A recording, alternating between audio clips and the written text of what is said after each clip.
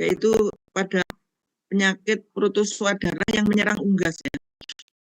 Jadi kalau kemarin itu menyerang mamalia, ruminansia ya, ruminansia, mamalia. Hari ini adalah yang menyerang unggas. Jadi hanya ada tiga parasit genus yang menyerang darah unggas ya, yaitu Leukocytozoon. Anda pasti sudah tahu bagaimana parasitnya, siklus hidupnya, terus karakteristik parasitnya seperti apa, bagaimana di mana parasit itu dalam tubuh inang itu di sel apa, kemudian dia mengalami perkembangbiakannya seperti apa, mengakibatkan kerusakan.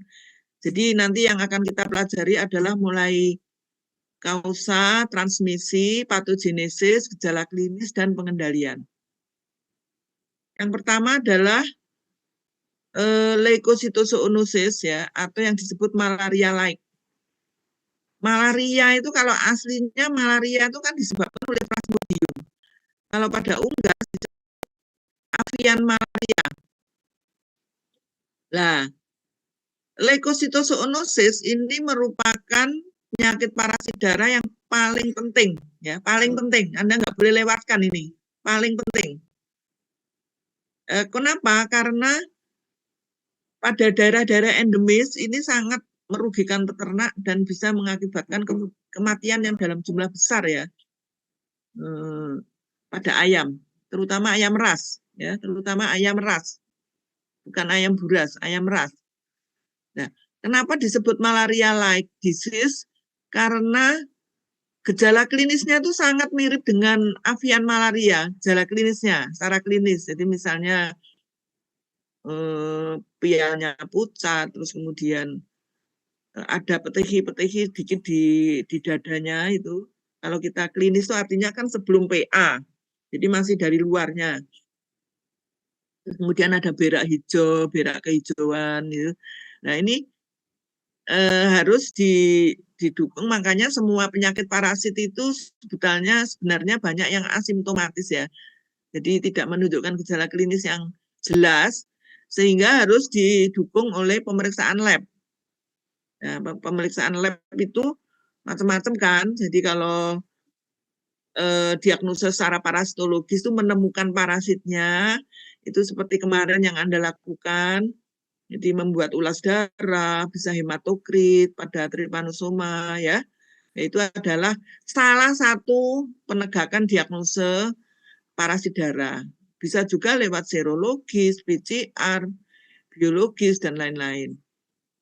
Nah, kembali ke leukocytozoonosis ini Anda sekali lagi tidak boleh diabaikan penyakit ini.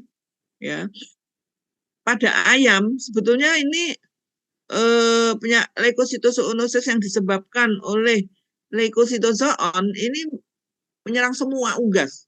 Tapi yang akan saya jelaskan ini hanya yang sangat patogen yang menyerang ayam. Di secara umum ya siklus hidupnya sama. Patogenesisnya itu bagaimana dia merusak sel-sel di dalam tubuh inang itu ya sama, cuma keganasannya, virulensinya kan berbeda. Nah, sekarang pada ayam itu ada dua spesies yang menyerang, yaitu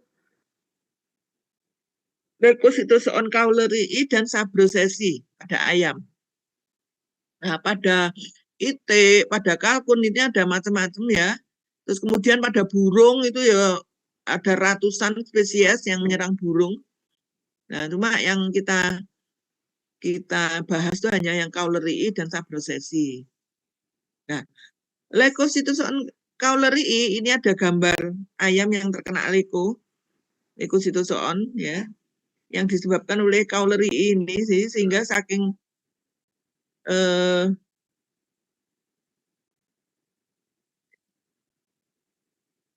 ya. Jadi saking ganasnya itu salah satu gejala klinisnya seperti ini. Jadi dia mulutnya terbuka ya ini ya, seperti ini. Ini karena dia sesak nafas. Sesak nafas kenapa kok sesak nafas? Karena ada sumbatan darah di saluran pernafasannya. Kenapa kok terjadi sumbatan darah? Ya nanti kamu perhatikan kenapa dari kuliah ini. Nah, terus ini juga pialnya selalu turun, jadi hampir semua parasit darah yang menyerang ayam, apakah itu Leko, Plasmodium, avian malaria itu ketika infeksinya berat, pialnya itu mesti ini doyong, tidak tegak ya, seperti ini. Dipucet, jadi makanya nanti kalau kamu PPDH misalnya diberi tugas untuk membawa sampel untuk pemeriksaan diagnosa leukositozoon itu kamu membawa ayam dari ayam ras dari lapangan itu cari yang pialnya itu seperti ini yang doyong ini ya, doyong ini. Kalau yang tegak ini merah itu sehat ya. Jadi yang sakit ya seperti ini. Jadi ada dua spesies ini ya, Cowleri dan Sabroses ini, tapi yang paling patogen adalah Cowleri. Nah, Cowleri itu ditularkan oleh Kulicoides. Ya. Kulicoides. Sementara yang selain Cowleri, misalnya Sabroses, Simondis, Smithi, apalagi ada ratusan spesies lain Cowleri itu ditularkan oleh Simulium. Nah, sebelum saya melanjutkan pembahasan masalah patogenesisnya, itu bahwa Kulicoides itu Anda harus tahu bagaimana dinamika vektor dari Kulicoides sebagai vektor Cowleri. Jadi ini Cowleri ini paling patogen. Jadi lebih patogen dibanding Sabrosesi. Makanya kalau di Jepang ini dikembangkan kit diagnostik maupun vaksin, itu pasti yang diambil dari isolatnya dari Cowleri. Karena Leukocytosis Cowleri ini yang paling patogen dan merugikan peternak. Ya, ditularkan oleh Kulicoides. Jadi kalau di buku mungkin ada vektor dari Leukocytozoon itu adalah Kulicoides dan Simulium. Ya benar, Kulicoides dan Simulium, tapi Kulicoides ini hanya menularkan Cowleri saja. Sementara selain Cowleri itu ditularkan oleh Simulium. Nah, Cowleri Kulicoides itu Anda pasti sudah mempelajari di semester 3 sudah, semester 4 diulangi lagi mungkin ya. Jadi Kulicoidesnya adalah beating mites ya, jadi dia termasuk Ceratopogonidae ya. Ini Kulicoides ini sangat kecil ya, lebih kecil dari hematobia yang sebagai vektor dari Trypanosoma evansi. Sangat kecil, saking kecilnya itu dia nggak bisa terbang jauh, dia merembet-merembet gitu. Nah, terus kemudian dia menghisap darah sehingga dia tidak jauh-jauh dari sekitar kandang. Jadi kalau Anda mau mencari Kulicoides itu pasti banyak di sekitar kandang karena malam harinya dia butuh menghisap darah. Nah, sementara jadi dia menggigitnya di malam hari. Sementara dia di siang hari ketika sudah ada sinar matahari itu dia meninggalkan kandang, tapi dia tidak jauh dari kandang karena dia nggak bisa terbang jauh. Dia akan sembunyi di semak-semak atau di rumput-rumput di sekitar kandang. Ketika nanti malam hari dia akan menggigit, mencari inang ayam ras di kandang-kandang itu. Dia akan masuk ke kandang. Jadi dia masuk ke kandang ketika mulai maghrib itu ya. Kemudian dia menghisap darah. Ketika pagi sampai siang hari, sampai sore itu dia bersembunyi di mana itu? Di rumput-rumput, di semak-semak itu ya. Lah, bagaimana pengendaliannya nanti kita lihat. Nah, sekarang ini ya, Leukocytosis Cowleri ini ketika masuk ke dalam tubuh inang lewat gigitan ya, Ini kulikoides ini berfungsi sebagai vektor biologis. Jadi di dalam tubuh kulikoides itu dia mengalami perkembangbiakan ya, mengalami perkembangbiakan. Kemudian dia akan menularkan. Ya. Jadi setelah leukositozoon ini masuk ke dalam tubuh inang, maka coba masih ingat nggak leukositozoon itu berada di sel apa? Berada di sel apa? Leukositozoon di dalam tubuh inang.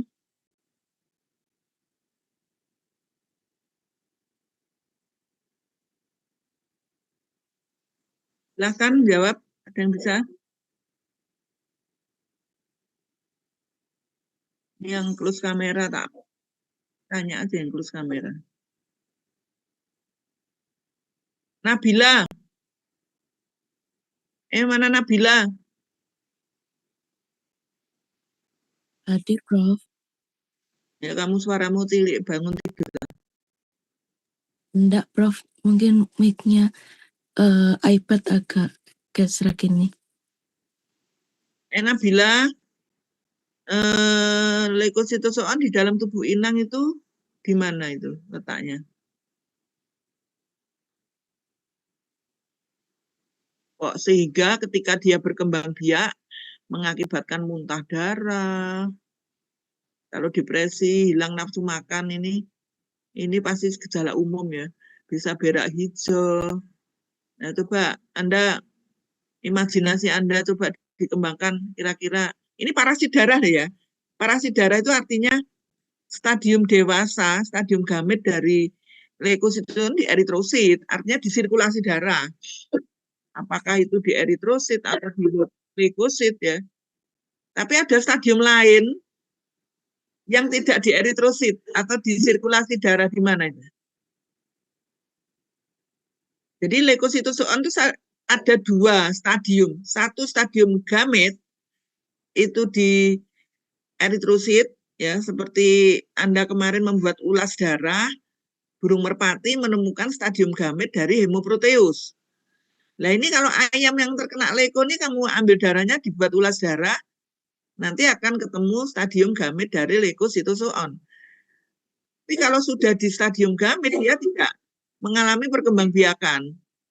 Ya stadium tenang dia. Tapi ada stadium sebelumnya, itu stadium apa? Yang itu yang ketika berkembang biak akan mengakibatkan pecahnya pembuluh darah. Oh, mana Nabila? Iya, Prof. Kalau misalnya skizon itu di parenkim hepar. Kemudian kalau misalnya gamet itu di eritrosit dan sama di leukosit. Nah, ini saya luruskan ya. Memang kalau melihat siklus hidupnya itu stadium sison itu bisa di parenkim hepar. Tapi sebenarnya tidak sesimpel itu, tidak hanya di parenkim hepar, tapi bisa di seluruh parenkim jaringan, apakah limpa, hepar, paru-paru. Makanya ini ketika pecahnya sison itu mengakibatkan pecahnya pembuluh darah yang di parenkim. Jadi di parenkim itu kiri kanannya kan ada pembuluh darah, itu pembuluh darah perifer yang masuk ke jaringan. Nah, stadium sison dari leuko itu ada di sel endotel. Sel endotel, jadi yang pas itu jawabannya ini. Sel endotel pembuluh darah yang ada di jaringan, termasuk di parenkim. Ya. Nah, ketika pecahnya sison itu mengakibatkan terjadi kebocoran pembuluh darah, jadi endotelnya itu rusak, endotelnya itu mengalami pecahnya sison yang di endotel itu mengakibatkan pembuluh darah itu mengalami ruptur sehingga bocor, sehingga terjadi perdarahan. Jadi perdarahan, jadi anemianya itu lebih disebabkan oleh perdarahan karena banyak pembuluh darah yang bocor. Nah, kalau proses isogoninya di endotel paru-paru, pembuluh darah di paru-paru, maka terjadi penimbunan eritrosit di sini mengakibatkan muntah darah atau menyumbat saluran pernafasan di sini sehingga jadi sesak nafas, ini mangap-mangap ini mulutnya. ya, gitu. Jadi terjadi perdarahan jaringan akibat pecahnya pembuluh darah akibat proses sisogoni, ya. Nah, itu biasanya sering tak tanyakan ujian. Nah, ini adalah sekedar ilustrasi pola penularan leko melalui siklus hidupnya ini kalau kita lihat, ya.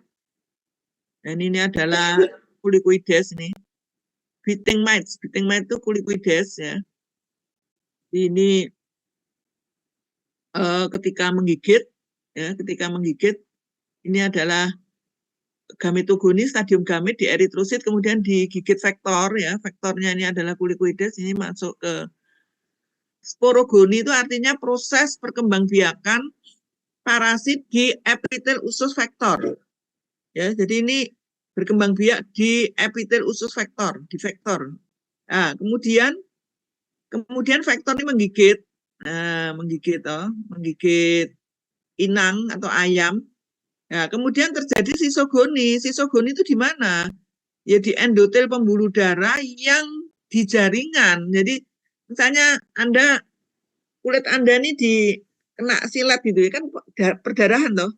Jadilah. Ini artinya kan ada pembuluh darah perifer di jaringan kulit.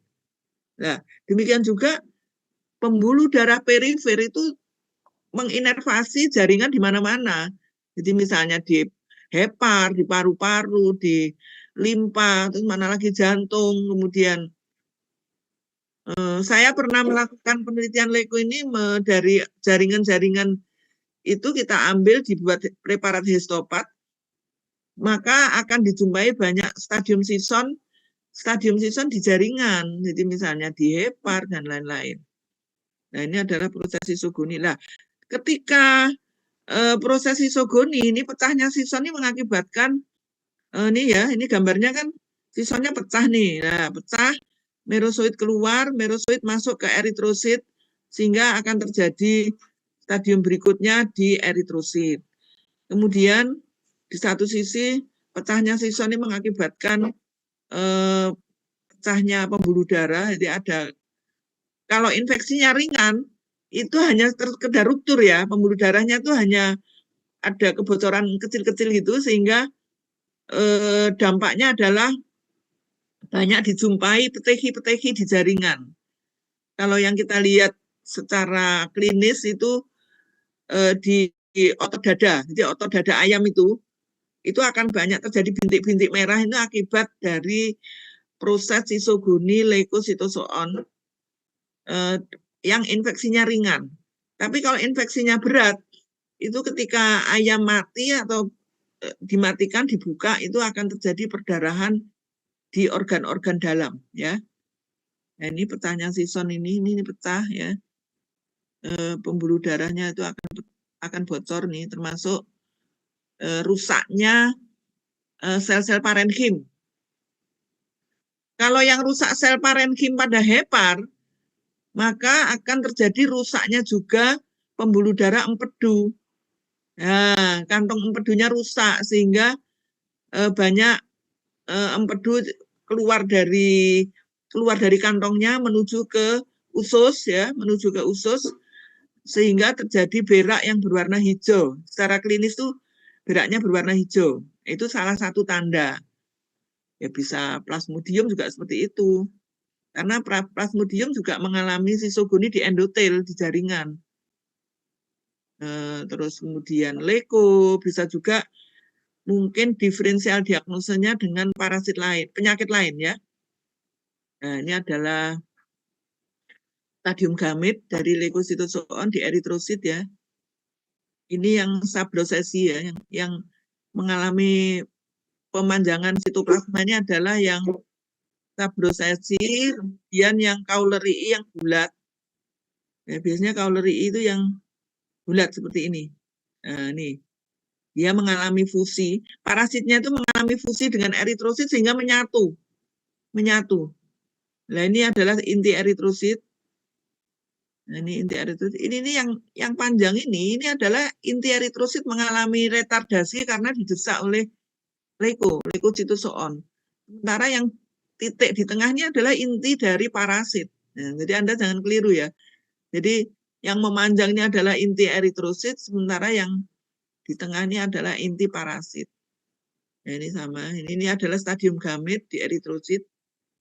Keberadaan stadium gamet di eritrosit ini tidak lama ya, sehingga seringkali kita menegakkan diagnosis dengan pemeriksaan ulas darah ini kita tidak menemukan ini. Tidak menemukan karena hanya sebentar. Sehingga yang paling baik adalah sebenarnya kasus penyakit ini adalah dengan PA, patologi anatomis. Ya, seperti ini. Ini sison ya, sison di jaringan.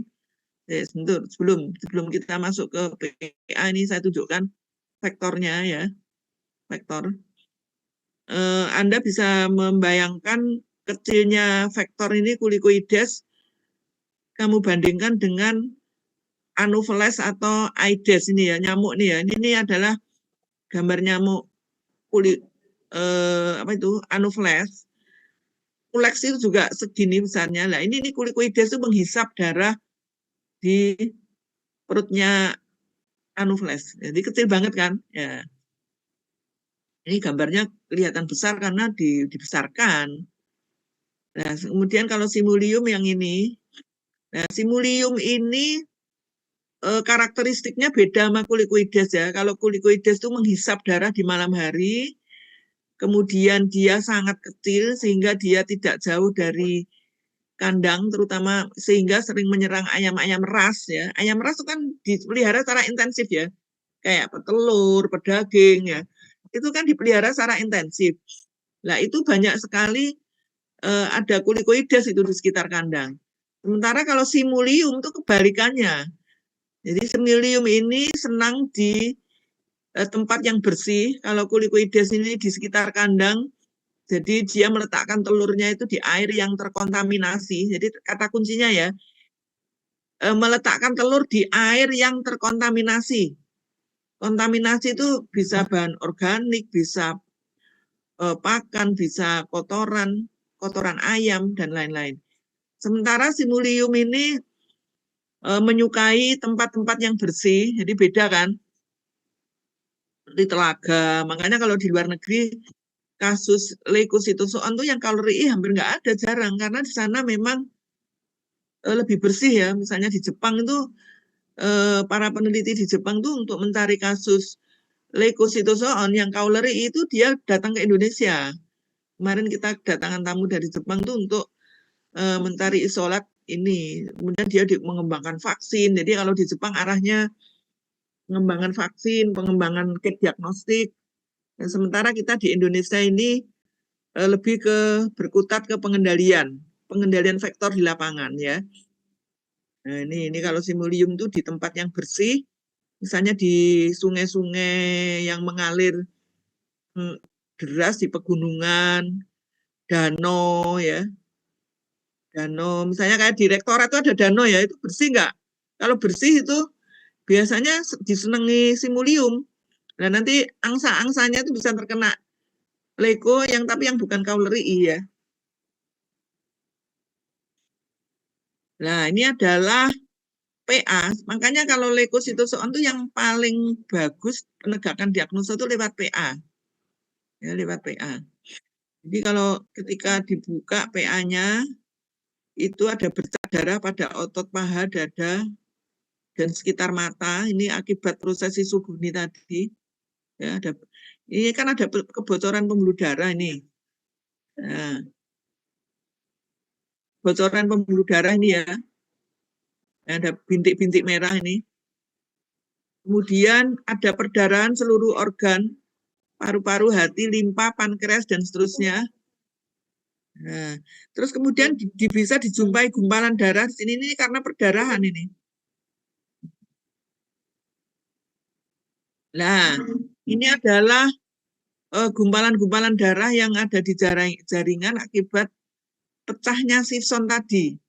Nah, akibatnya pembuluh darah pecah, terjadi kebocoran. Nah, ini kalau PA-nya seperti ini biasanya kasusnya sudah sangat berat ya. Tapi kalau misalnya dibuka ini bersih misalnya, nggak ada gumpalan darah bersih. Tapi ada petehi-petehi di jaringan lah, itu artinya infeksinya ringan, ya. Infeksinya ringan sampai sedang. Tapi kalau infeksinya berat itu pasti ada perdarahan. Ini, ya, ini. Nah, sekarang diagnosa lab itu tidak hanya ulas darah aja. Jadi ulas darah ini akan menemukan stadium gamit ya.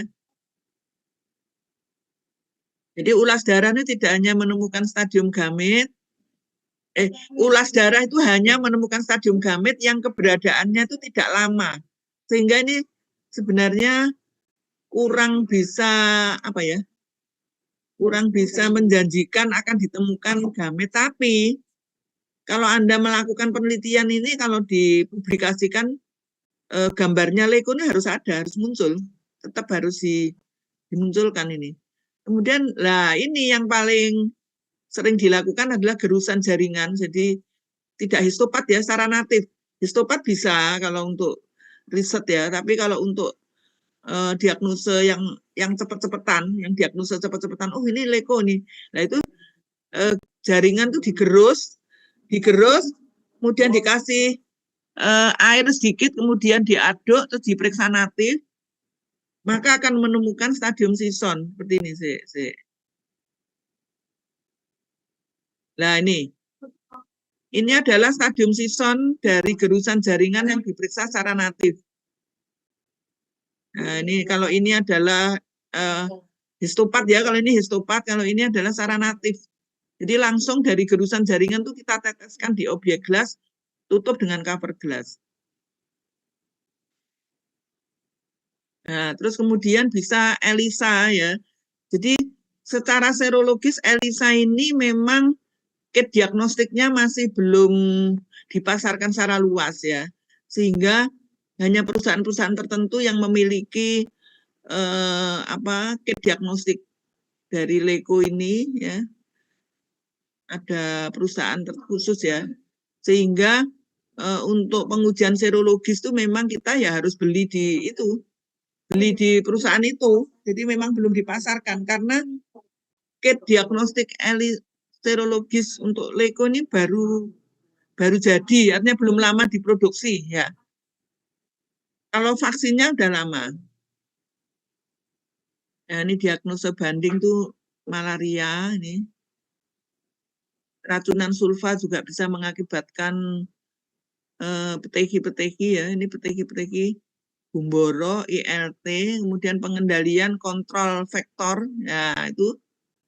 Nah, nanti akan saya tunjukkan gimana kontrol pada vektor, terutama kulikoides. Karena dia kan nggak bisa terbang jauh ya, dan sangat kecil sehingga kita harus punya cara khusus untuk menangkap vektor ini. Nah, vaksin itu memang sudah dikembangkan. Terutama Jepang yang memproduksi vaksin leko. Tapi sebenarnya belum bisa memproteksi secara sempurna dari itu kasus leko. Jadi vaksin itu hanya 60% karena memang terbentuknya antibodi leukositoson itu kan sison ya. Sementara vaksin itu kebanyakan diproduksi dari stadium sporozoit ini. Stadium sporozoit itu diambil dari vektor di kelenjar air liurnya. Ini pengobatannya. Pengobatannya Anda bisa mencari sendiri ya. Ini adalah pengendalian kulikoides pakai light trap ya. Ini adalah light trap. Sebenarnya ini alat ini sebenarnya bisa juga dipakai untuk plasmodium, Culex.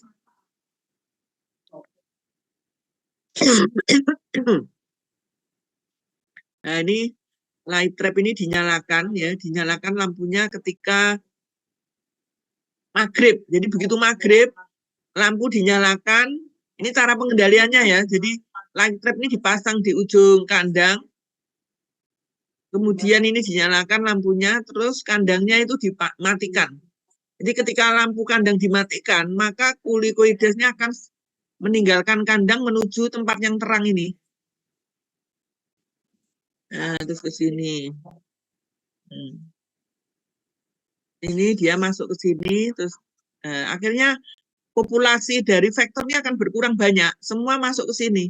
Jadi yang di kandang harus dimatikan dulu kandangnya, karena dia menyukai lampu yang terang ya, vektornya ini. Ini juga sama ini ya. Ini digantung, biasanya ini digantungkan di ujung kandang. Ketika maghrib itu dinyalakan, udah mulai start untuk pengendalian kulikoides. Ini pengobatannya ya. Ini Anda bisa pelajari sendiri nanti. Ini obat-obat untuk penyakit parasit ini kan berkembang terus ya. Risetnya kan berkembang terus sehingga nama patennya itu bisa banyak sekali, tapi ini adalah isinya dari obat itu ini. Sulfamonometoksin, pirimetamin ya dan lain-lain. Nah, terus kita sebelum masuk ke avian malaria, mungkin Anda ada yang ditanyakan tadi yang saya sampaikan? Ada yang ditanyakan? Silahkan kalau mau bertanya yang kasus leukositozoonosis.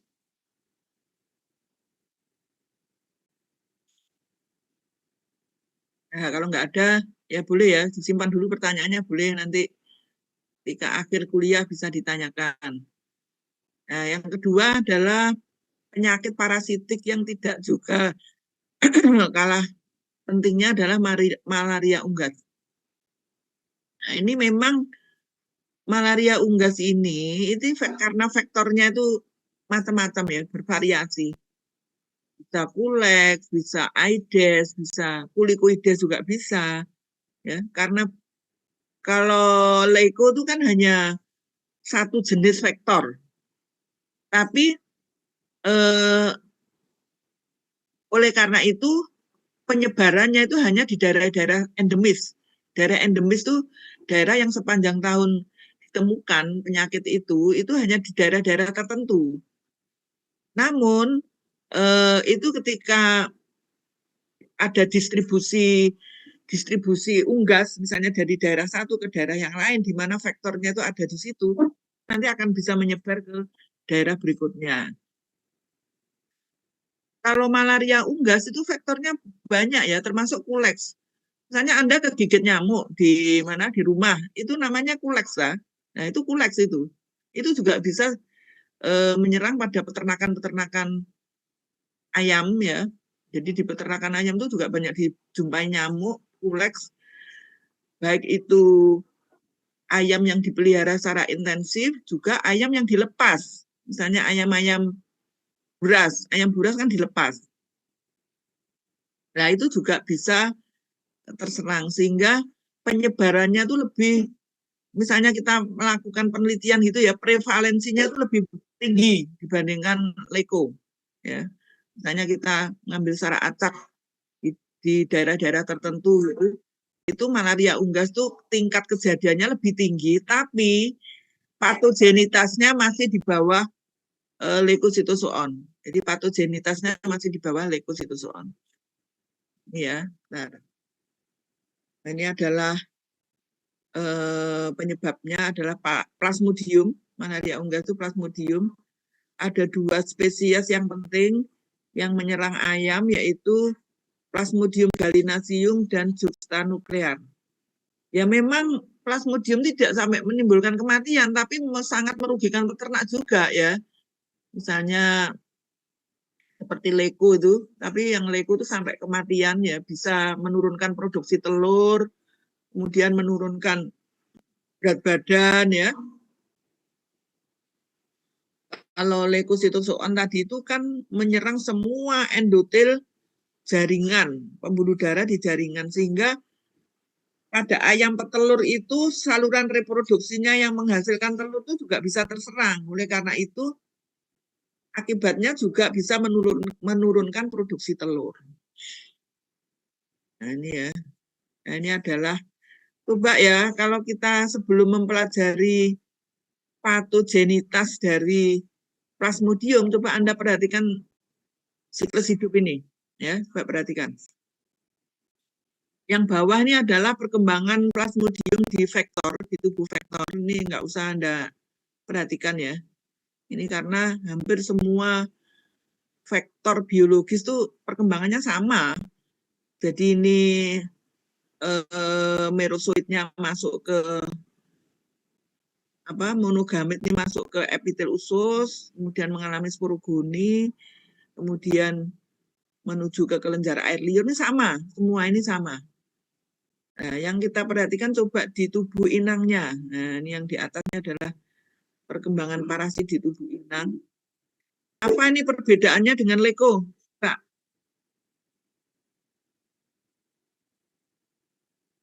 Coba perbedaannya dengan leko apa? Kalau melihat gambar ini, tak tunjuk aja. Karena ini semester 3 kan sudah ini.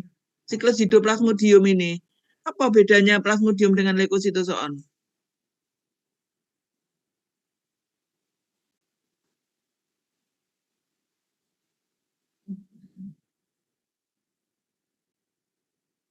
Alisa Nunki. Mana Alisa? Ya, Bro.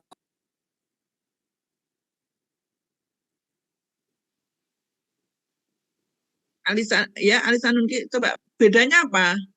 Siklus hidup plasmodium dengan leukositozoon. Ya. Bedanya apa?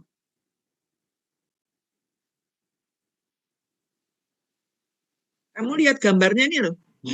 Ya, kamu lihat gambar ini ya. Ini gambar apa tuh ini? Ini gambar apa ini? Aliska, ini gambar apa? Gambar Ini loh. telur. Kok iso telur? Kok Oh. TK sih? Wong ini parasit darah kok telur. Telur itu kan di feses. Itu apa? Wow. Plasma darah. Kan, ini loh yang bulat ini loh. Oh, Bulat inti ada intinya sel. ini loh.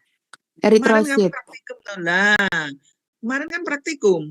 Bikin ulas Iya, darah, Bro. ya toh? Iya. Bikin praktikum ulas darah. Ulas darah apa? Ulas darah unggas dan mamalia.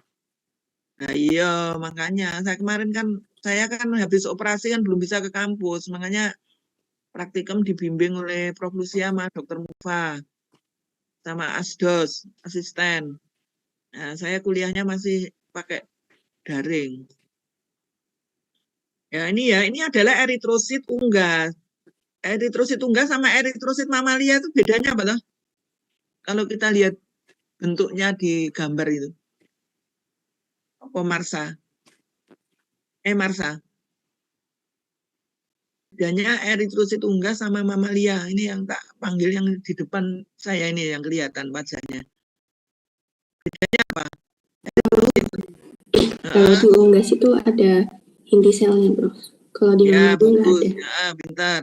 Jadi eritrosit unggas berinti. Terus berinti, ngono lho jawabannya gampang. Sementara mamalia ruminansia tidak berinti. Nah, ini ada intinya. Terus ini gambar apa ini? Yang di luar inti ini gambar apa? Ini topiknya plasmodium. Berarti ini gambar yang di luar inti ini apa? Apa? Ayo sing iso sapa sing iso? Apa sing ngerti? Ini saya tak. Oh, ono sing open plus kamera ya tak manggil ae. Nih sapa ini? Nabila mau wis, Aliska wis. Iki Nabila kat mau close kamera terus ya ini. Sudah saya nyalakan, Prof. Apakah tidak kelihatan? Kak ketok ngopo wajahmu Nabila ning kono mek gambar karikatur.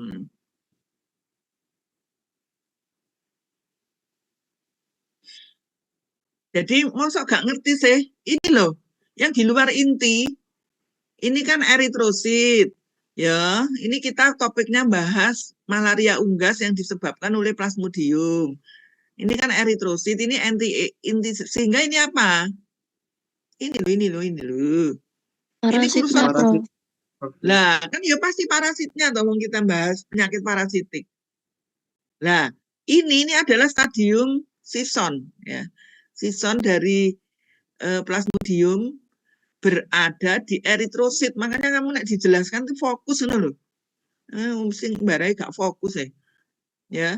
Jadi kalau pada leukositozoon tadi proses sisogoninya kan di endotel pembuluh darah yang di jaringan termasuk di parenkim. Sehingga tidak dijumpai stadium sison di eritrosit. Karena dia bukan di eritrosit sisogoninya. Nah, sementara plasmodium ini sisogoninya di eritrosit. Sehingga ditemukan sison ini loh. Sisonnya pecah. Ini sisonnya pecah. Eritrositnya lisis ini loh. Eritrositnya lisis ini. Tapi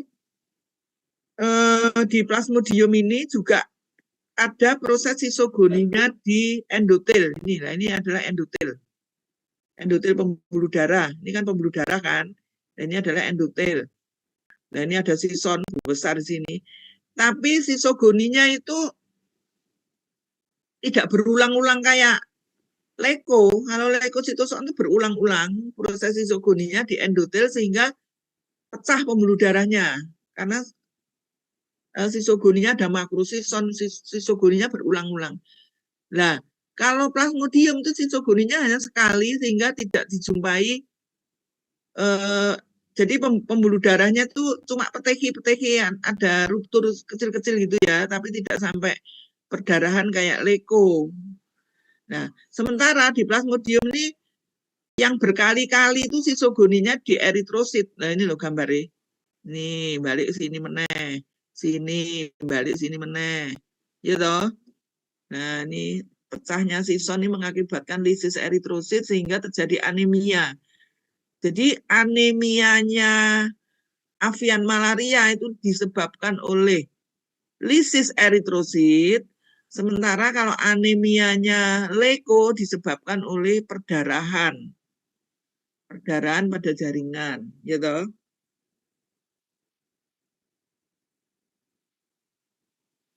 Terus kemudian sison ini merosoitnya keluar masuk ke eritrosit. Ini adalah eritrosit berkembang menjadi stadium gamit. Ini adalah stadium gamit. Nah, kemudian kalau sudah menjadi stadium gamit ini dia siap dihisap oleh vektor. Lah, ini dihisap vektor. Masuk ke saluran pencernaan vektor. Nih, stadium gamit. Kemudian eksflagelasi keluar. Nah, ini masuk ke epitel usus dan seterusnya ya. Kalau ini adalah proses di makrofag kulit ketika menggigit ini ditangkap makrofag. Ini proses sisogoni juga di makrofag, kemudian baru ke eritrosit, kemudian baru masuk ke endotel. Nah, ini adalah Anda bisa membedakan ayam yang sehat sama ayam yang sakit. Nah, ini. Makanya kalau ayam yang sakit, leko sama plasmodium, kita sulit membedakan podo-podo anemia nih. Jadi kita sangat sulit membedakan. Cuma kalau banyak kematian, lah itu kita sudah curiga ke leko. Karena kalau plasmodium itu hampir tidak pernah menimbulkan kematian. Nah, ini yang sehat nih jenggernya tegak lurus ya, merah, menyala gitu ya. Makanya kamu jadi pemuda mahasiswa itu juga diharapkan menatap masa depan itu dengan tegak lurus gitu. Aja durung-durung pesimis kayak ini. Nanti kamu pesimis, kurang gizi, pesimis, kukruk gitu ya, gak menarik itu. Jadi harus tegak lurus seperti ini ya, harus asupan gizinya cukup.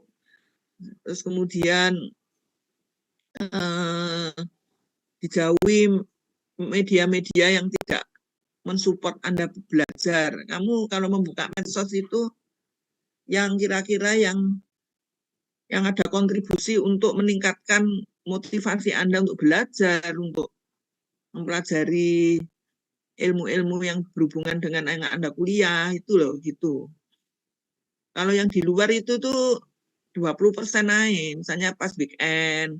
Tapi kalau sehari-hari itu dibuka yang kira-kira mensupport Anda belajar. Ya, jadi ini gejala klinisnya akibat proses perkembangbiakan parasit di eritrosit itu tadi, sehingga terjadi apa? Anemia. Anemianya itu berat sekali ya. Nah, ini bulu kusut, nafsu makan menurun ini dan lain-lainnya adalah umum ya. Diare kehijauan ini juga sama seperti tadi. Nah, kemudian, nah ini PA-nya ini. Jadi ini sangat anemia. Jadi misalnya Anda ke pasar ya, ketemu heparnya besar-besar tapi pucat, itu sebetulnya dari kandungan gizinya itu sudah kurang bagus karena di sini udah sel-selnya udah banyak yang rusak ya. Ya, jadi ini yang sehat heparnya kecil dan warna merah marun segar gitu ya. Kalau ini pucat, kemudian limpa juga gitu. Jadi pada penyakit parasit darah itu umumnya umumnya limpa ini pasti membesar. Apakah itu leukositozoon, plasmodium itu pasti membesar. Kenapa? Karena limpa ini organ yang berfungsi untuk memproduksi eritrosit. Jadi limpa ini salah satu organ yang berfungsi untuk memproduksi eritrosit. Jadi ketika eritrosit banyak yang rusak, banyak yang lisit, ya, terjadi perdarahan jaringan, lah itu otomatis limpa ini bekerja keras. Ya apa caranya untuk supaya survive ya hewan unggas itu, sehingga dia memproduksi lebih banyak, bekerja keras untuk sehingga membesar ini. Ini adalah ayam yang terkena plasmodium, dia tidak sampai muntah darah, tapi sangat pucat ya, kemudian demam, kalau terjadi parasitemia maka terjadi demam, kemudian anemia seperti itu. Ini adalah gambaran darah dari plasmodium, jadi tidak hanya stadium gamit saja yang, jadi misalnya Anda ditanya gambaran darah plasmodium dan leuko itu apa bedanya? Jadi kalau plasmodium itu ditemukan stadium tidak hanya gamit saja, tapi bisa juga ditemukan stadium sison. Ya, stadium sison itu biasanya bentuknya bulat, banyak intinya ya, seperti ini misalnya. Ini. Kalau ini stadium gamit ya ini. Kalau sudah membesar ini stadium gamit. Ini adalah stadium gamit ya. Ini adalah stadium sison. Oh ini udah ini adalah gambaran darahnya, kelas darah. Nah, diagnosis banding leukositozoonosis, pengendalian kontrol menurah vektor nyamuk. Ya, bagaimana untuk pengendalian vektor ini ya tergantung vektornya apa yang ditemukan di lapangan. Kalau kulikoides ya seperti tadi sebetulnya untuk nyamuk juga bisa ya. Terus memperbaiki saluran-saluran air. Jadi kalau banyak genangan-genangan air di situ, nah itu harus ditutup supaya nyamuk ini tidak meletakkan telurnya di permukaan air yang kotor tadi yang terkontaminasi. Nah, kemudian ini pengobatannya. Ya udah selesai. Jadi diagnosisnya itu kalau parasitologis hanya ulas darah, tapi bisa juga ditegakkan dengan PCR serologis ya. Tapi mahal ya. Jadi umumnya kalau avian malaria itu dengan pemeriksaan parasitologis. Tidak dilakukan gerusan organ ya, karena tidak ditemukan sison di jaringan. Sison yang besar-besar. Nah, kemudian ini yang terakhir. Ada pertanyaan silakan. Boleh, mungkin lekonya udah menemukan pertanyaan, bisa disampaikan. Atau plasmodium, penyebab malaria. Ini yang terakhir ya. Kemarin nemukan nggak hemoproteus di ulas darah? Menemukan ya. Stadium gamit. Terus kalau yang mamalia atau ruminansia itu darah apa yang diperiksa? Adil. Darah apa Adil? Yang mamalia darah tikus. Oh ada trypanosomanya. Ada yang nggak dapat. Oh, tripanosomanya berapa toh yang diperiksa? Anunya, tikusnya.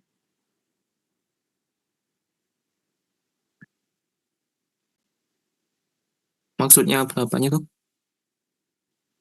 Oh, soalnya darahnya itu anu ya, darahnya udah disiapkan sama asisten ya. Iya, begitu. Oh, sehingga Anda tinggal membuat ulas. Terus yang hematokrit yang di plasmanya itu ditemukan tripanosoma enggak? Sistem hematokrit. Kemarin kan kalau nggak salah katanya Pak Mufa itu ulas darah sama MHCT, mikrohematokrit. Muhammad Reza.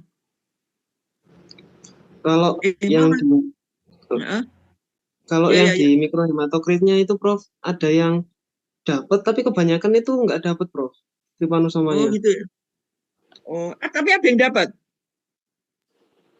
Yang di apa yang di hematokritnya yang punyanya asisten dosen itu dapat. Kebanyakan kalau yang di Oh, mahasiswanya sendiri itu nggak dapat Prof.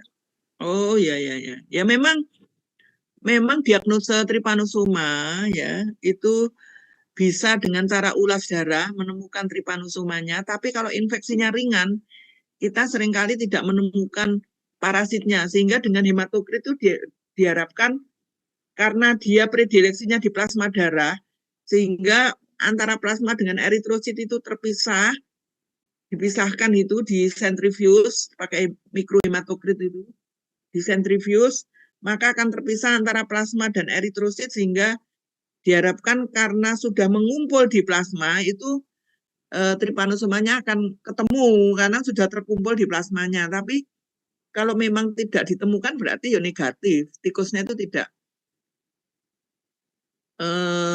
Trypanosoma lewisi pada tikus itu namanya ya. Pinjalnya sebagai vektor. Itu juga bersifat zoonosis loh ya, sifat zoonosis sehingga bisa menular ke manusia kalau vektornya itu menggigit manusia. Jadi hati-hati, tapi ya kalau zaman sekarang ini kan sudah maju ya sehingga jaranglah orang mosok digigit pinjal itu kan ya nggak mungkin loh. Kecuali kalau hidupnya di daerah-daerah yang kumuh, jarang mandi ya itu mungkin bisa. Ya baiklah ya, sekarang sebetulnya apa yang kita sampaikan tuh hanya dasar-dasarnya aja ya, dasar-dasar yang harus saya sampaikan, tapi untuk pengembangan keilmuan itu kan lu harus belajar sendiri kalau memang berminat. Apalagi nanti kalau penyakit parasit itu ketika Anda menjadi dokter hewan di lapangan tuh tidak mungkin menghindari, banyak kasusnya karena Indonesia ini gudangnya penyakit parasit. Kenapa? Karena iklimnya sangat cocok untuk perkembangan biak parasit di luar tubuh inang. Sementara sanitasi lingkungan yang kurang mendukung, yaitu yang sangat disukai parasit itu. Nah, tapi untuk pengembangan vaksin, pengembangan kit, diagnostik, dan lain-lain itu biasanya kita masih kalah jauh ya. Jadi itu masih di luar negeri yang mengembangkan.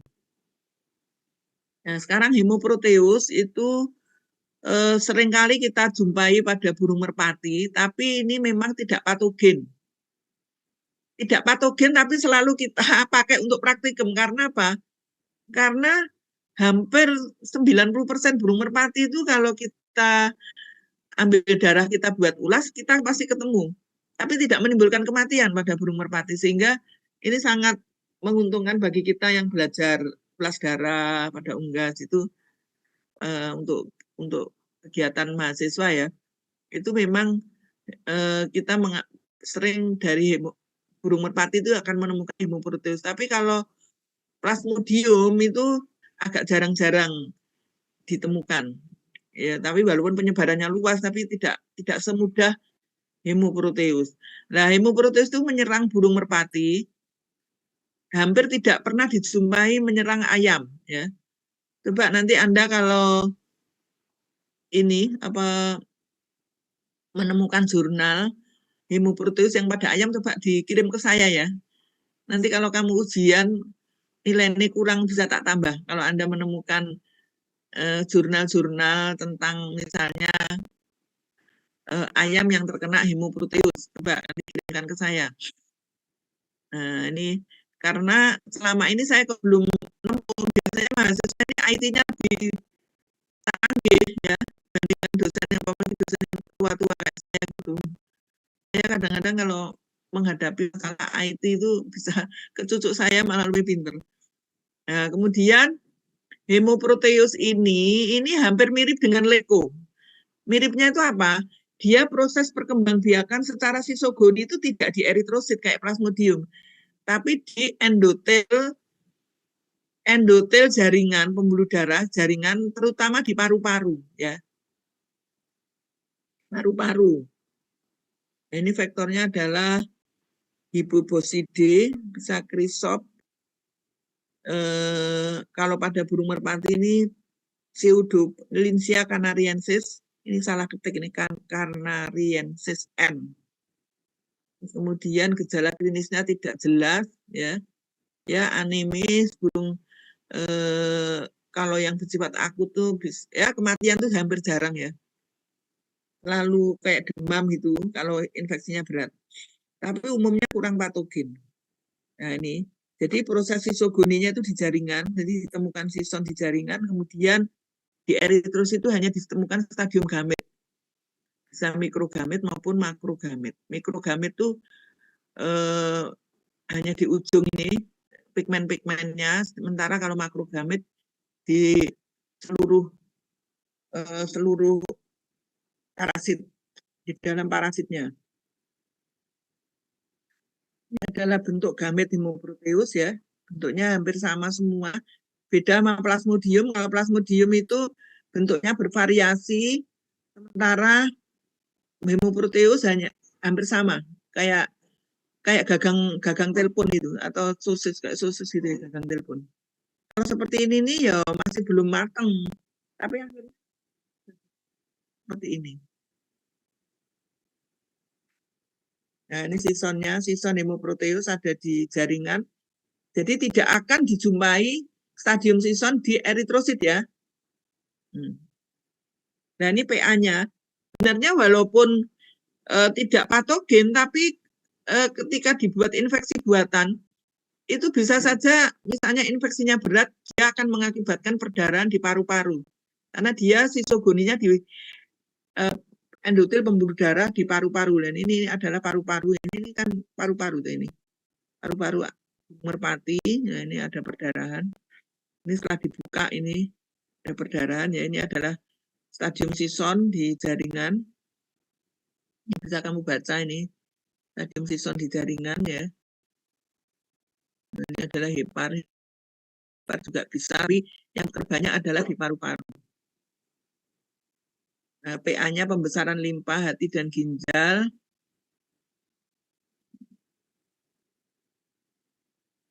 Jadi selama ini penegakan diagnosa di sini adalah hanya membuat ulas darah ya, menemukan stadium gamet seperti tadi. Tapi kalau di luar negeri ya wes PCR, serologi, cuma kita nggak pernah mengembangkan di sini karena secara ekonomis kurang secara ekonomis itu kurang penting ya hemoproteus itu. Cuma biasanya kita pakai untuk belajar membuat ulas darah menemukan parasitnya. Nah, pengendalian lah, kontrol faktor lalat, sanitasi kandang. Ini apa hubungannya ya? Kontrol faktor lalat dengan sanitasi kandang. Ini hubungannya adalah bahwa faktor dari hemoproteus itu meletakkan telurnya di kotoran burung merpati.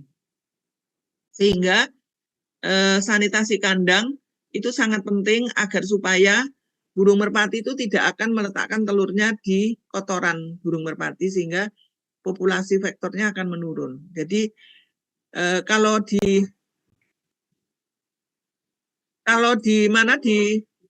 misalnya Anda pernah umroh atau naik haji ya, itu di sana kan banyak burung merpati liar ya. Ya, itu hampir tidak dijumpai hemoproteus karena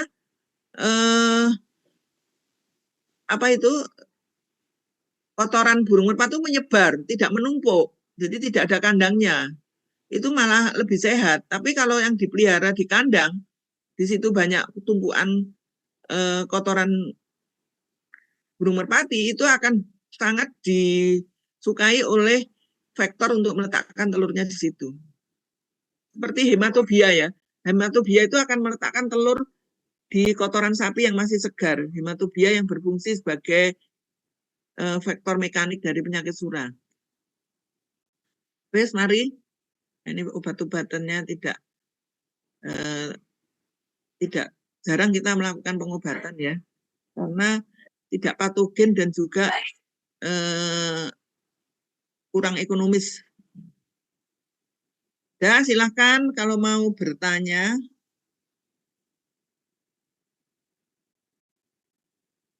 Silakan kalau mau bertanya. Ada pertanyaan enggak? Ini nanti kamu habis parasit apa? Mata kuliahnya apa? Ada praktikum farmakotoksikologi, Prof. Jam berapa? Di jam 10, Prof. Oh, masih ada waktu. Kamu di rumah kan ini rata-rata? Di rumah nanti masih bisa ada waktu. Ini nanti minggu depan juga masih online ya, terakhir ya. Kuliah terakhir minggu depan pakai online. Kamu paling wis mudik kabeh misalnya. Ya, ada pertanyaan silakan. Nggak ada. Kalau nggak ada, jadi pesan saya, ini kalau saya melihat sepintas sih kayaknya pemahamannya itu masih perlu ditingkatkan ya. Jadi kamu belajar parasit itu tetap harus melampirkan siklus hidupnya. Siklus hidupnya itu harus dipegang terus. Jadi misalnya di penyakit parasitik buku ajar itu nggak ada lembaran siklus hidup tuh kamu ngeprint siklus hidupnya tuh kamu sisipkan di materinya itu loh. Sehingga gambar siklus hidup itu akan mempermudah pemahaman penyakit yang Anda pelajari. Jadi bagaimana siklus hidup itu akan menunjukkan bagaimana parasit itu masuk ke dalam tubuh inang lewat vektor apa. Kemudian di dalam tubuh inang itu dia berkembang biak di sel apa, ya. Kan masing-masing beda, Trypanosoma beda, Babesia beda, Theileria beda, Anaplasma termasuk Leuco beda, Plasmodium. Loh, ini dari beberapa dua tali tatap muka ya beda-beda parasite. Bagaimana dia di dalam tubuh selnya itu berkembang biak itu mengakibatkan gejala klinis spesifik apa? Iya toh? Itu kalau dibantu dengan siklus hidup lumayan daripada kamu baca Mbak. Jadi kalau dari Anda sudah memahami siklus hidup dari gambar itu, nanti Anda kembangkan membaca di buku ajar, itu akan lebih mudah gitu. Itu caranya ya. Udah ya, waktunya masih banyak sebenarnya, tapi saya cukupkan sampai di sini. Ini saya share absen. Bentar.